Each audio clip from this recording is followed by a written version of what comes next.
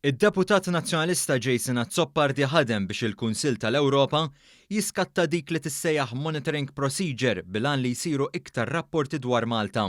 Iżda x-xewqa tiegħu kienet irrifjutata b'vot qawwi tal-Assembleja tal-Kunsill tal-Ewropa. Filwaqt li l-Assembleja approvat rapport kritiku ta' Malta, din it-talba intefet il-barra għad-diżappunt tad-Deputat Nazzjonalista. Fil-fatt kienu kollegi ta' Azzopardi fil-Partit tal-Popolari Ewropew li resqu l-emenda biex issir din il-proċedura kontra Malta. Proċedura li bħalissa teżisti biss kontra 10 pajjiżi oħra. B'59 vot kontra u 24 favur din l-emenda ma ntlaqetx. Jason Azzopardi kien fost il-minoranza li vvotat kontra l-interess ta' Malta u għalhekk favur din l-emenda. B'dan il-mod, Jason Azzopardi temm jum ieħor jikkonfoffa kontra l-interessi ta' pajjiżna, fejn għamel ġurnata jaħdem favur ir-rapport ta' Pietro Omtzigt dwar Malta. Ta' min ifakkar li Omtzigt huwa wkoll l-istess deputat Olandiż li kien f'nofs kontroversja meta f'każ tal-ajruplan MH17 ipprova jagħti l-impressjoni li twaqqa mill-Ukrajna.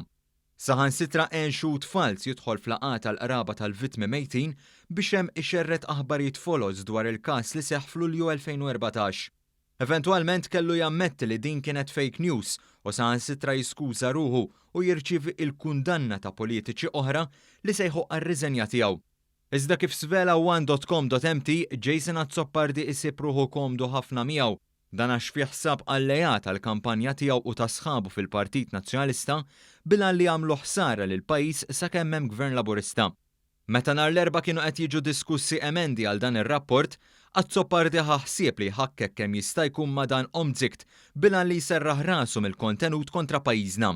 Kif jiġdu r-ritratti li ppubblikajna, Jason Azzopardi kien miegħu qabel u wara l-laqgħat biex kompla fejn ħalla drabi oħra. Fi Strasburgu kienu preżenti wkoll id-deputati tal-Partit Laburista Manuel Mallija, Rozjan Kutajjar, Stefan Zrinzo Azzopardi u Etienne Grek.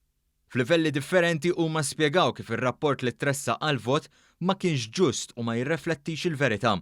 Fil-plenarja intervjenew id-deputati Manuel Mallija u Rozjan Kutajjar li tkellmu dwar aspetti tar-rapport li lanqas huma biss fatwalment korretti.